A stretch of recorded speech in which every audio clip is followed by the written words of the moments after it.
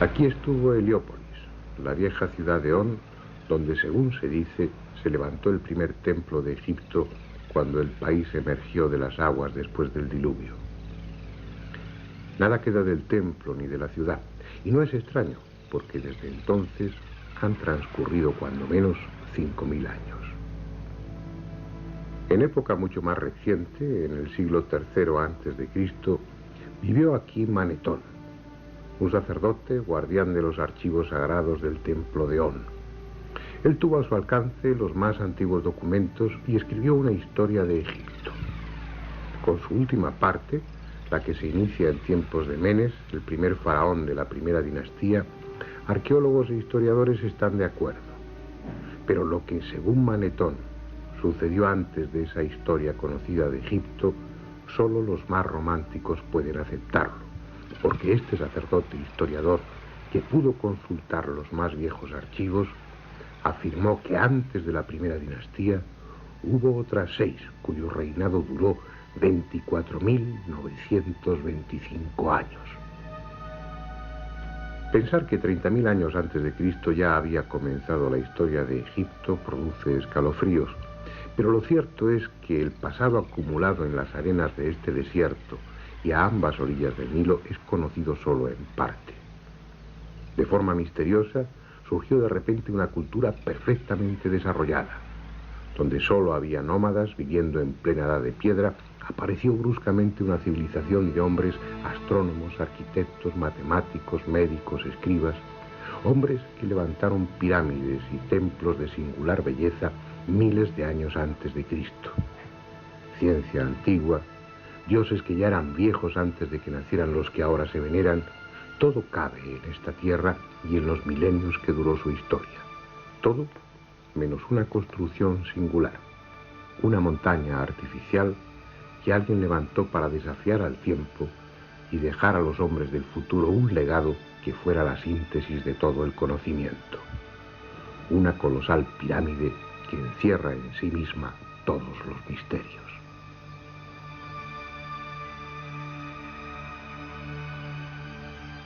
Este es el país de las pirámides. Hay descubiertas más de 100, aunque es posible que otras tantas hayan sido tragadas por los siglos y por la arena. Las que quedan son de los más diversos tamaños y factura, pequeñas y grandes, agudas y chatas, escalonadas y acodadas. Unas son de ladrillo y adobe, otras con la piel de piedra y el corazón de cascotes. Otras son solo un recuerdo, un montículo informe o ni siquiera eso. Muy pocas conservan el empaque y la fuerza que en otro tiempo tuvieron, pero entre todas ellas hay una, la más grande, que escapa a cualquier adjetivo y constituye el mayor monumento que el hombre jamás ha levantado. Si es que fue el hombre y no los mismos dioses quienes lo hicieron.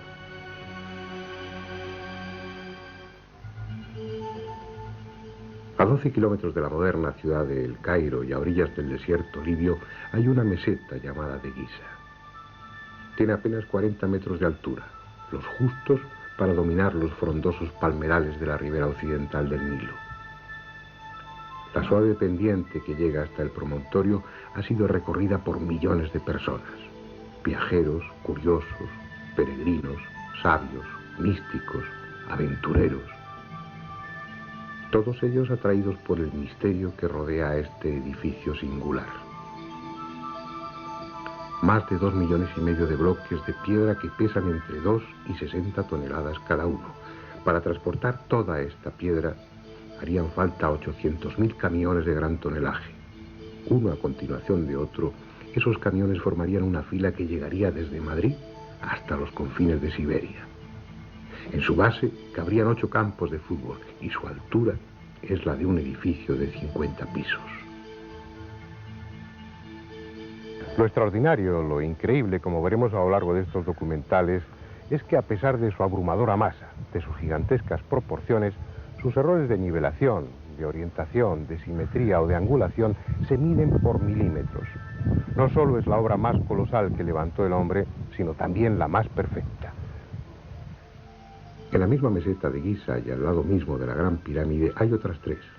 La de Kefren, ligeramente más pequeña, que conserva en su cumbre parte del revestimiento original, y la de Micerinos, de menor tamaño y algo más alejada de las otras dos. Aún hay 6 pirámides más, tan pequeñas en relación con las otras que se las conoce como pirámides satélites. 3 están situadas al este de la Gran Pirámide y se dice que sirvieron de sepultura a la familia de Keops. Las 3 restantes, frente a la cara sur de Micerinos, completan junto con la Esfinge el complejo monumental de Giza. La cita obligada para todos aquellos que sienten inquietud por el pasado, el punto de destino al que acuden turistas desde las partes más lejanas del mundo. Se harán fotografías ante ella y luego recorrerán su interior. Unos saldrán impresionados, otros jadeantes por el esfuerzo, los más respirando ansiosamente tras la sensación de claustrofobia que se experimenta en los angostos túneles y pasillos. Pero pocos, muy pocos, saldrán con la conciencia de haber estado en las entrañas mismas del misterio. Pocos, muy pocos, sabrán que han visitado un monumento que, pese a su rotunda solidez, es imposible que esté ahí. Este interés hacia la Gran Pirámide, que mueve a viajeros a recorrer miles de kilómetros para visitarla, no es una moda de estos tiempos. En todas las épocas han llegado hasta aquí sabios y curiosos tratando de descubrir su secreto. Heródoto, el célebre historiador griego, dejó escritas sus impresiones sobre la Gran Pirámide. Estuvo aquí hacia el año 440 a.C. y dio detalles sobre la construcción que hoy ya no están a nuestro alcance. Por ejemplo, contó que las caras de la Gran Pirámide estaban cubiertas de escritura, unos signos de los que ya nada se sabe. Abd al-Latif, un historiador árabe del siglo XIII, también se refirió a esa escritura. Dijo que en las 4 caras de la pirámide había un número tan grande de inscripciones que con ellas podrían llenarse 10.000 páginas.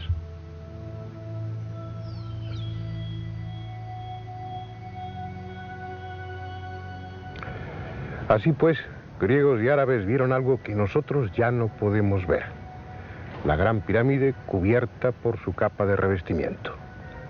Mírenla ahora de lejos. Sus caras parecen uniformes. Su superficie, más o menos rugosa, parece que estuviera completa.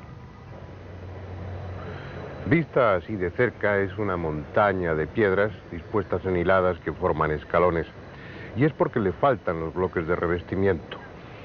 Solo quedan estos pocos, muy deteriorados, pero fueron 27.000 que cubrían las 4 caras de la pirámide, transformándolas en poco menos que un espejo, de lisas y pulidas que estaban. Debiera ser un espectáculo impresionante contemplarla bajo los rayos del sol, sobre todo si, como dicen, estaba pintada de rojo. Ahora lleva 700 años desnuda. Hacia el siglo XIII hubo grandes terremotos que asolaron el país y echaron por tierra la mayoría de los edificios. Los árabes construyeron una nueva capital, el Cairá, que significa la victoriosa, y para hacerla recurrieron, entre otras fuentes, a la Gran Pirámide. Los 27.000 bloques de revestimiento fueron desmontados y fragmentados para levantar con ellos palacios, puentes o esclusas, como esta, la de Mohamed Ali, y mezquitas, como la que mandó construir el sultán Hassan en el siglo XIV.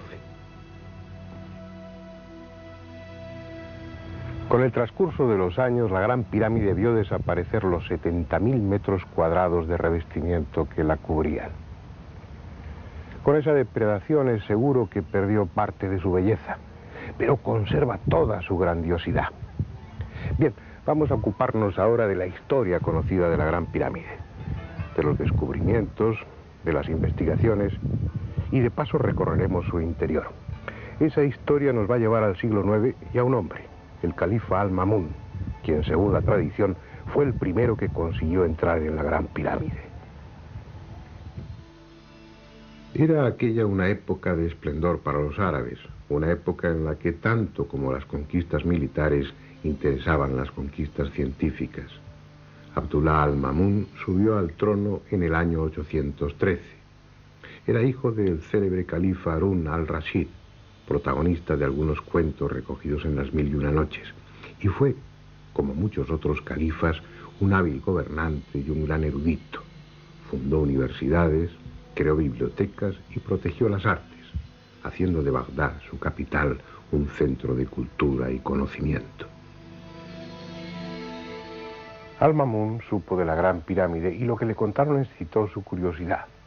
Le hablaron de leyendas que se referían a enormes tesoros, a cámaras ocultas en las que se encerraban todo tipo de objetos, desde mapas de las esferas terrestre y celeste hasta armas construidas con un metal que no se oxidaba, e incluso le mencionaron un cristal que podía ser doblado sin partirse. Así pues, en el año 820, él encargó a un grupo de técnicos que se abrieran paso hasta el interior de la pirámide.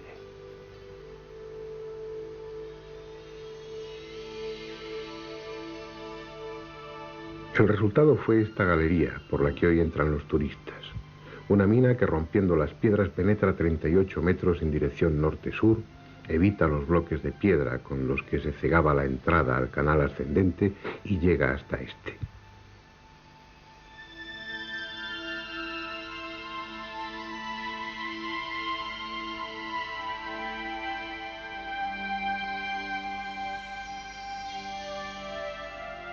Dicen que los obreros oyeron bajo ellos el ruido producido por una piedra al desprenderse y excavaron un pozo, encontrando así el canal descendente y subiendo por él la auténtica entrada de la pirámide.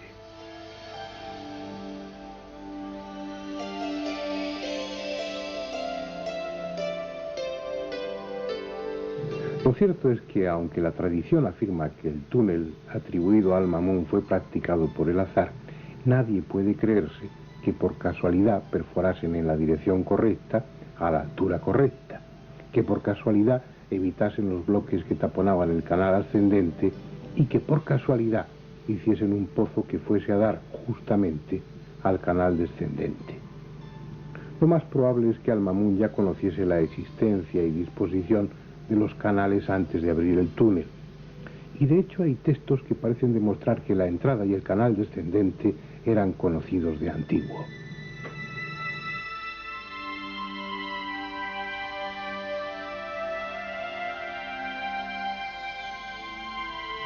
Estrabón, en el año 24 a.C., escribió que a cierto nivel, sobre uno de los lados de la pirámide, hay una piedra que puede retirarse y deja ver la entrada de una galería o siringa que termina en la tumba.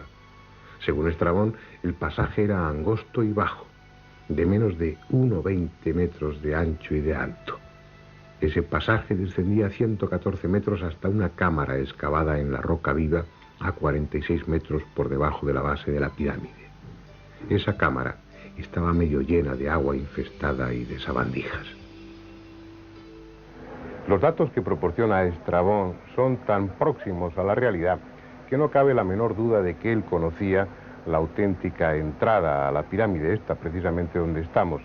También hablan de ella Heródoto y Plinio, aunque con menos detalle, pero mencionan la entrada, el túnel descendente y la cámara que hay al final de él. Según cuenta Estrabón, aquí, en esta entrada, había una piedra basculante dentro de las losas de revestimiento que permitía el acceso. No sabemos si eso es simplemente una leyenda o tal piedra existió en realidad. Bien, antes de entrar, vamos a ver con cierto detalle cómo es esta entrada a la siringa.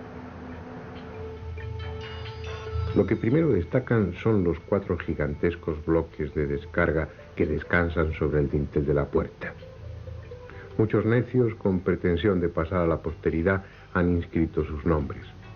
Pero la más estúpida de todas las inscripciones es la que hay en el bloque superior derecho. Está realizada en jeroglíficos por el egiptólogo alemán Lepsius a mediados del siglo pasado, y en ella se refiere al rey de Prusia, Federico Guillermo IV, ni más ni menos que como rey del Alto y Bajo Egipto. En el triángulo formado por los bloques de descarga y el dintel hay 4 signos grabados. Un tetragrama que nada tiene que ver con la escritura jeroglífica egipcia ni con ninguna otra escritura conocida. No se sabe quién grabó esos signos ni cuándo. Quizás sean la obra de un bromista, o tal vez estén ahí desde el principio y constituyan la clave secreta de la pirámide.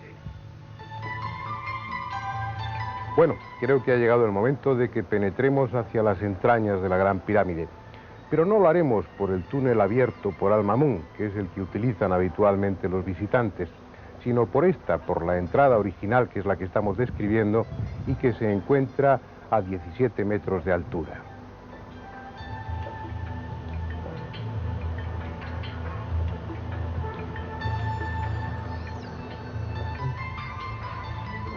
Hay dos barandillas, una a cada lado, y en el suelo un entarimado con tablas transversales para facilitar el descenso.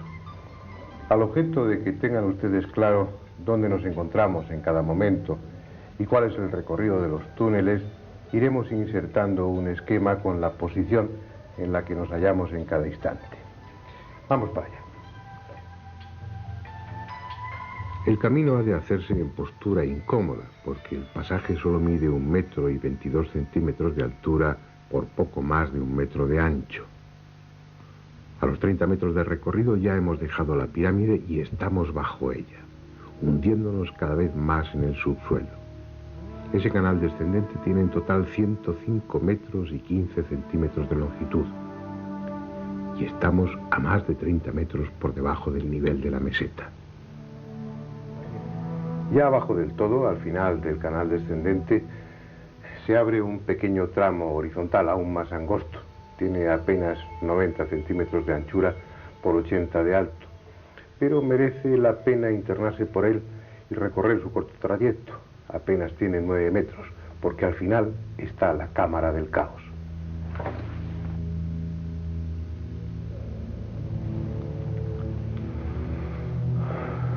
Estamos en la parte más profunda de la Gran Pirámide, en la cámara más recóndita, más subterránea.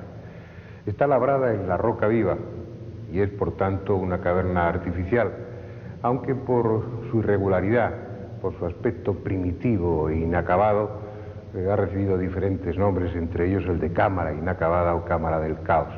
Pero lo mejor será que ustedes y nosotros la veamos con detenimiento. La opinión de los arqueólogos es que se trata sencillamente de una cámara que quedó sin terminar intencionadamente.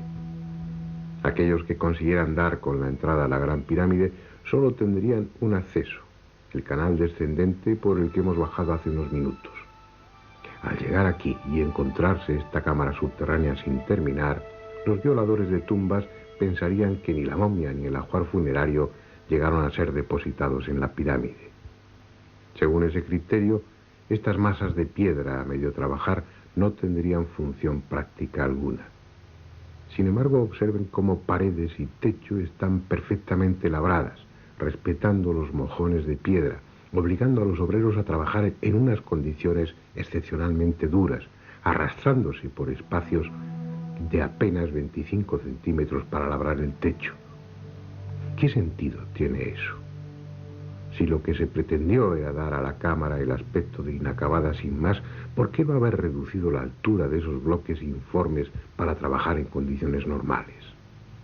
Si lo hicieron así, tendrían sus razones, como las tendrían para abrir ese túnel enfrente del que sirve de entrada y que penetra 14 metros en dirección sur para terminar bruscamente. Las mismas razones que les llevaron a abrir este pozo cuadrado de 2 metros de lado y que apenas llegaba a 3 metros de profundidad, como el túnel de la pared sur, tampoco conducía a sitio alguno. El coronel Weiss, a mediados del siglo pasado, profundizó 9 metros más el pozo, buscando una posible cámara, pero no encontró nada. Hoy el pozo está lleno de arena y cascotes. Si el descenso por el estrecho canal era incómodo, la subida, superando los 26 grados y 34 minutos que tiene de pendiente, es aún más dura. De seguir todo el trayecto del túnel llegaríamos a la puerta exterior, pero si cuando hemos recorrido unos 85 metros nos detenemos, veremos la entrada original a otro pasadizo, el ascendente, cegado por grandes bloques de piedra. Debajo de este entablado hay 3 escalones en la piedra que se corresponden con la entrada al canal ascendente. Durante la construcción de los túneles y en las ceremonias previas al sellado de la pirámide, debía haber una rampa que facilitaba el acceso al canal ascendente todavía abierto. Llegado el momento, esta rampa fue retirada y la entrada al canal ascendente cegada con 3 grandes bloques de piedra que se dejaron deslizar desde más arriba. Está claro que por aquí no podemos acceder al canal ascendente. Será preciso que salgamos al exterior y utilicemos, como el resto de los visitantes, el túnel abierto por Al-Mamun. En el esquema vemos como el túnel perfora la pirámide desde más abajo de la entrada original y, siguiendo un trayecto horizontal, evita los bloques que obstruyen el canal ascendente y llega directamente a este. El canal ascendente es algo más confortable que el descendente que antes recorrimos. Mide un poco más de 1 metro de ancho y tiene 1,20 m de altura. Es en sí mismo una obra perfecta de ingeniería. Sus medidas se mantienen constantes y exactas a lo largo de los 37,5 metros que mide en total. Las piedras de paredes, techo y suelo ajustan con precisión y están pulidas. Las del suelo no están a la vista porque se ha dispuesto una rampa de madera con travesaños para facilitar la subida, porque este túnel también tiene una importante pendiente, exactamente la misma que el canal descendente, 26 grados y 34 minutos. No es un camino fácil, pero merece la pena el esfuerzo porque al final de ese pasadizo está la gran galería. Estamos ya a 22 metros por encima de la base de la Gran Pirámide, donde se abre la entrada a otro túnel, esta vez horizontal. Veamos a dónde conduce. Se trata de un pasadizo relativamente cómodo que avanza en dirección norte-sur. Mide algo más de 1 metro de ancho y tiene una altura de 1,18 m.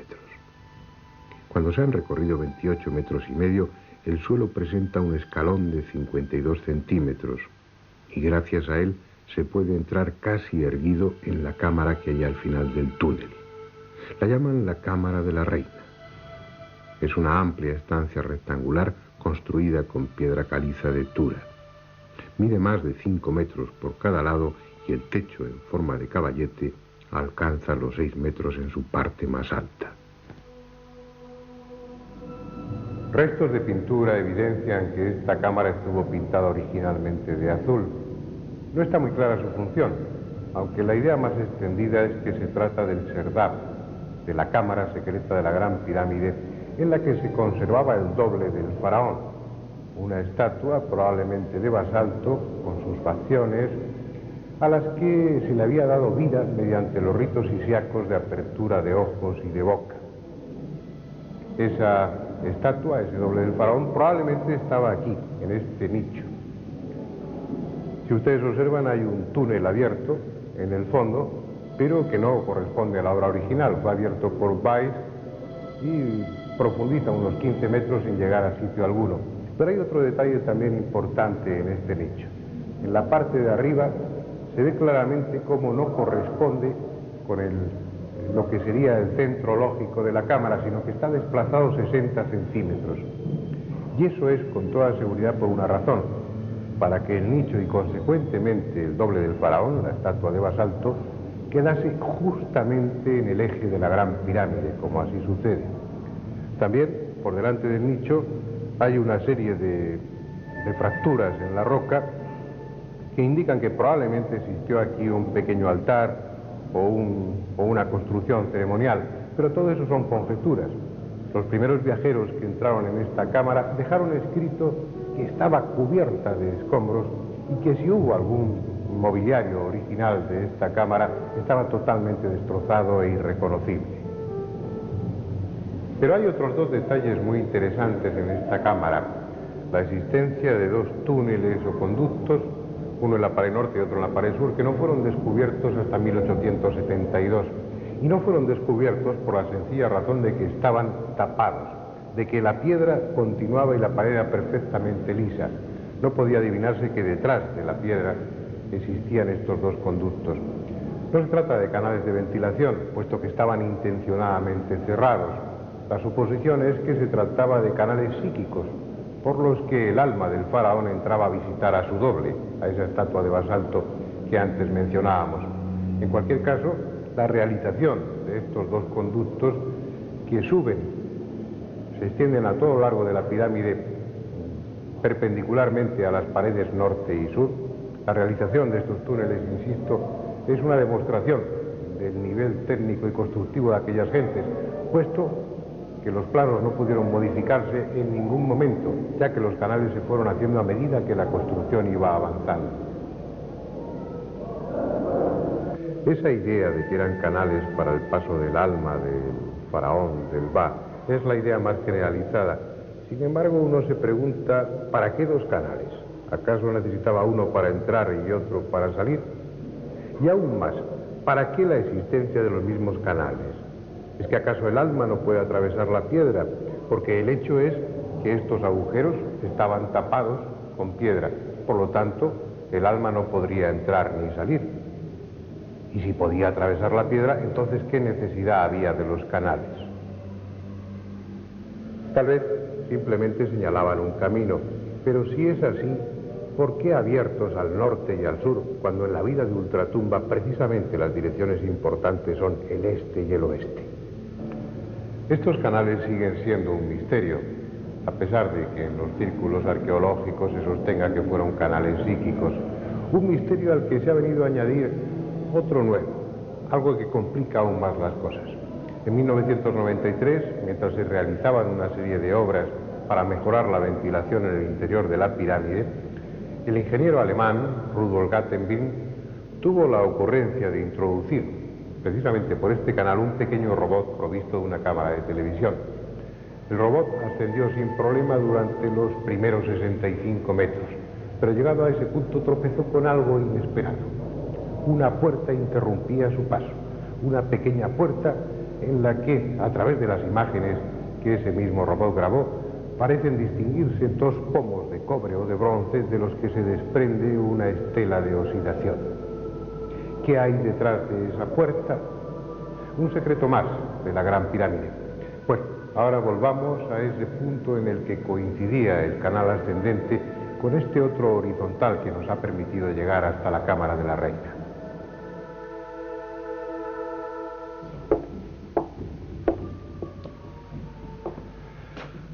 Habíamos llegado antes hasta este punto, subiendo por el canal ascendente. Aquí se inicia la gran galería, pero nos hemos desviado para penetrar por este túnel que nos conducía hasta la Cámara de la Reina. Y lo hemos podido hacer porque ya no existe una supuesta losa que debía unir el canal ascendente con la gran galería. Pero estos 5 nichos en la pared dan a entender claramente que esa losa, que esa cubierta fuera de piedra o de otro material existía, y que este túnel, este pasadizo y esa cámara se conservaban en el más absoluto secreto. Pero ya la hemos visto. Ahora continuemos nuestro ascenso a través de la gran galería. Es algo que impresiona. Mide casi 9 metros de altura y algo más de 46 metros de longitud. Sobre ella gravitan millones de toneladas de piedra. Y quizá fuera mejor no saberlo, porque ese peso llega a sentirse en el ánimo y lejos de tranquilizar al viajero, este amplio espacio de la gran galería parece agobiante y a punto siempre de derrumbarse. Sin embargo, no hay solidez más probada, porque permanece así, inalterable, desde hace quién sabe cuántos miles de años.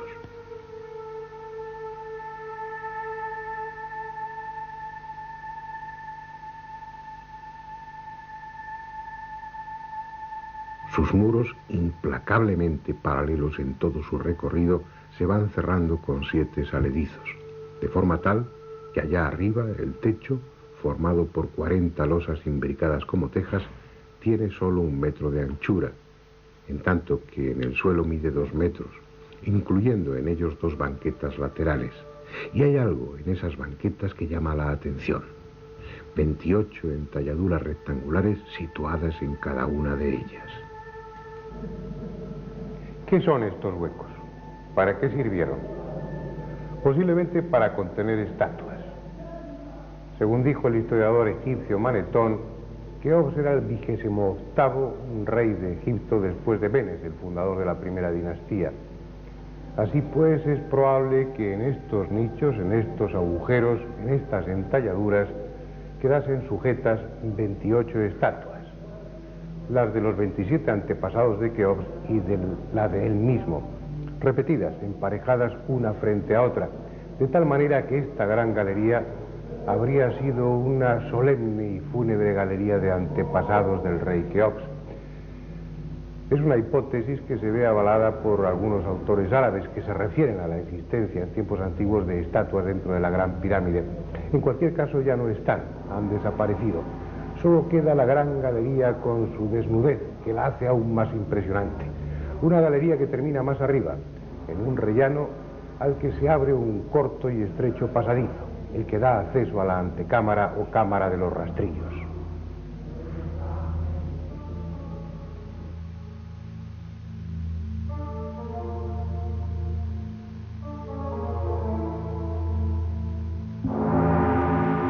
De todas las estancias de la Gran Pirámide, esta pequeña cámara es la que parece haber desempeñado una función más definida. Las 3 correderas talladas en las paredes laterales, las 4 ranuras verticales de la pared sur y algunos otros detalles sugieren que esta cámara quedaba cerrada con 3 losas de piedra que se dejaron deslizar desde arriba mediante un sistema de cuerdas. Cuando entraron los primeros profanadores, las losas habían descendido y estaban en su sitio, tapando el acceso a la cámara del rey. La prueba es el destrozo que tuvieron que hacer en esta piedra, hoy reconstruida con yeso, para pasar por encima de las losas que obstruían la entrada. Hoy de esas losas que taponaban el conducto no queda ni resto, y el acceso a la cámara del rey está perfectamente abierto.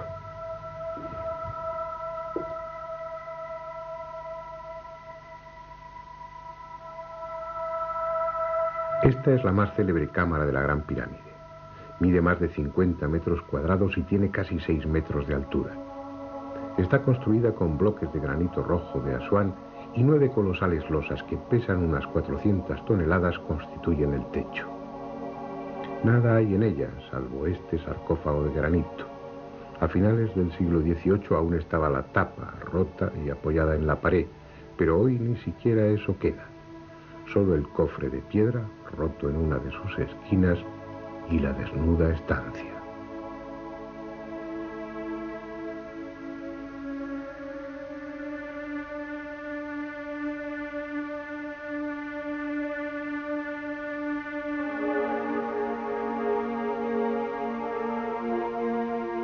En 2 de las paredes, la norte y la sur, se abren 2 canales de ventilación.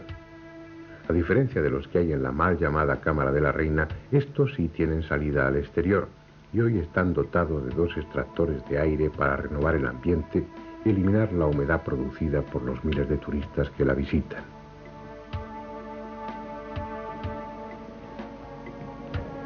Bien, aunque limpia de escombros y de eyecciones de murciélagos, este interior de la Gran Pirámide que acabamos de visitar es prácticamente el mismo que se encontraron los árabes del siglo IX. La falta de tesoros alejó a los expoliadores y, por su parte, la superstición y las alimañas alejaron al resto de los visitantes.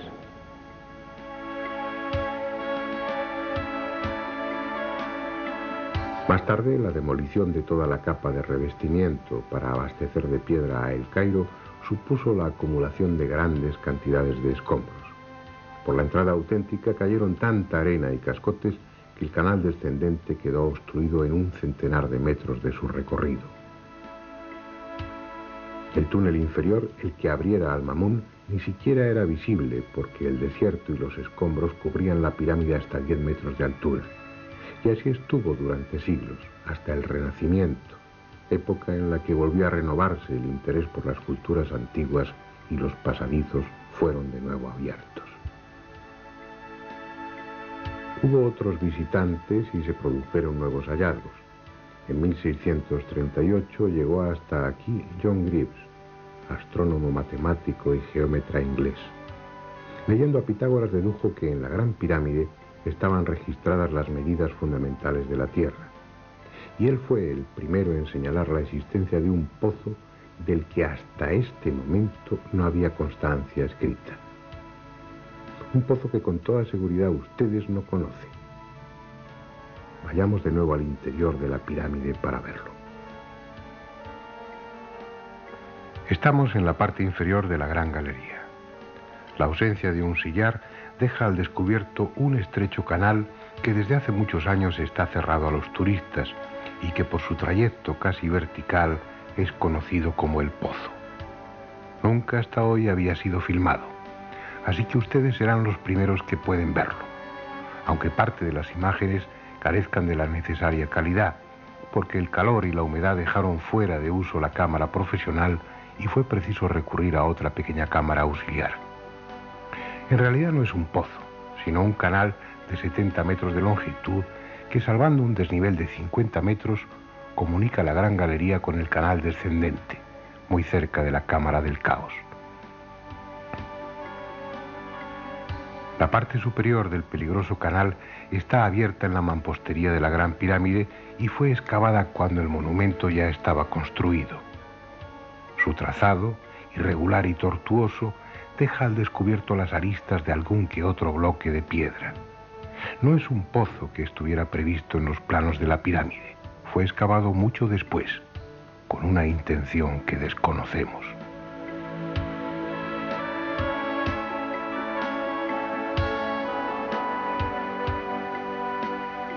Ahora estamos en la base de la pirámide. Hasta aquí hemos descendido por entre las piedras de la construcción. A partir de este punto, la galería está excavada en la meseta.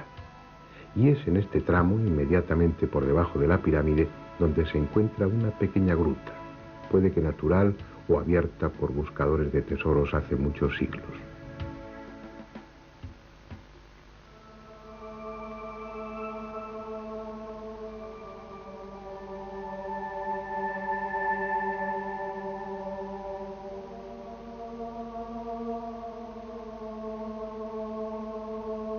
Otro detalle importante es la obra de mampostería, que indica que esta parte fue hecha en la época de la construcción de la pirámide.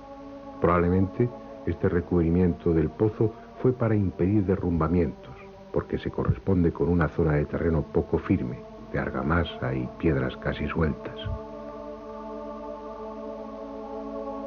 Más abajo ya no hay necesidad de muro alguno, porque el pozo se abre paso en la roca firme. Unos huecos en las paredes permiten apoyar apenas las puntas de los pies. El aire está enrarecido y el sudor termina por formar una compacta capa con el polvo y la arena desprendidos. No es un lugar agradable para pasear, pero nos hemos propuesto recorrer todos y cada uno de los huecos que hay en el interior de la Gran Pirámide. Por fin, el pasaje desemboca en la Siringa, en el canal descendente. La misión de este último trozo del pozo descendente, que desemboca precisamente aquí, parece clara, y era la de facilitar el descenso de los obreros desde la superficie para que así no se encontraran con los otros que iban trasladando escombros el canal descendente arriba. Después, en una fase posterior de la construcción de la Gran Pirámide, cuando se colocaron las primeras hiladas de piedra, ya de una forma inevitable quedó cerrado el pozo por su parte superior. ¿Quién perforó desde arriba, uniendo la Gran Galería con este antiguo pozo? ¿Para qué y cuándo? Son cuestiones no resueltas. En otro momento nos permitiremos especular sobre ello. Ahora es preciso que terminemos nuestro recorrido visitando otras cámaras a las que los turistas no tienen acceso, justo encima de la Cámara del Rey.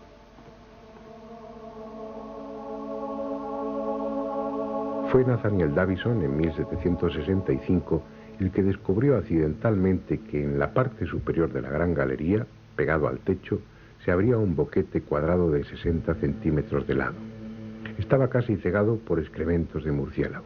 Tras despejarlo, pudo introducirse por el pequeño conducto y entró en una cámara hasta entonces desconocida. Una cámara cuyo suelo está formado por las losas que sirven de techo a la Cámara del Rey. Por tanto, sus medidas son las mismas que las de esta, aunque con 1,20 m de altura.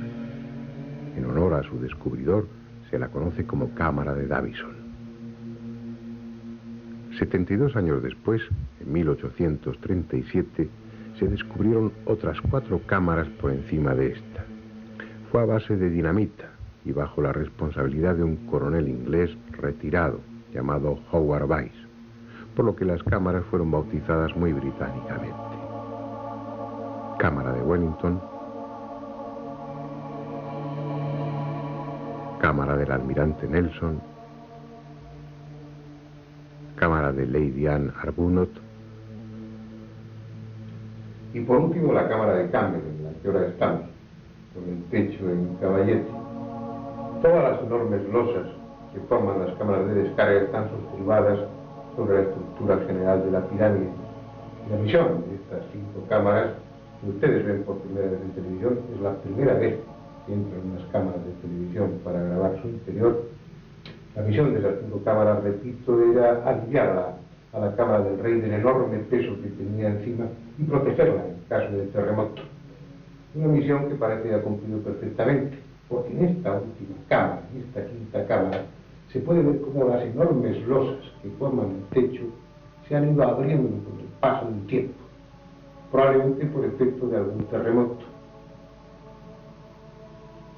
Pero la colocación de unas tiras de yeso en algunos de los lugares durante los últimos años ha permitido ver que desde hace bastante tiempo, a menos desde que se instalaron esas tiras de yeso, no ha seguido abriéndose.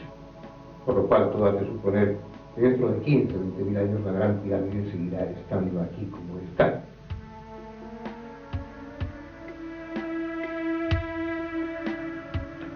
Hay en esta 5ª cámara de descarga, la última, un elemento clave en la historia de la Gran Pirámide. Este cartucho, esta inscripción en la que, según algunos, está recogido el nombre de Keops.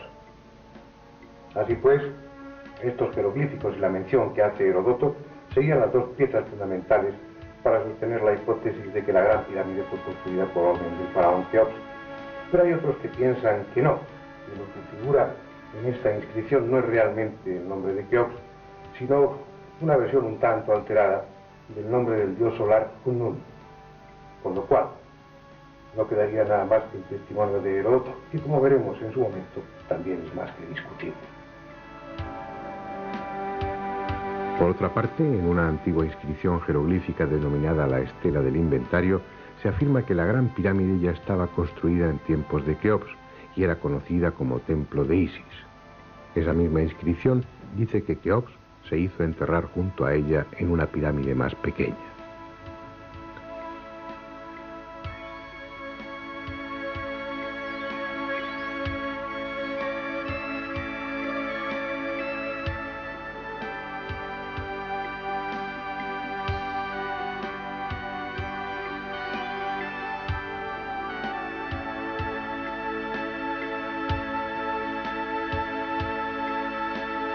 No es un tema resuelto.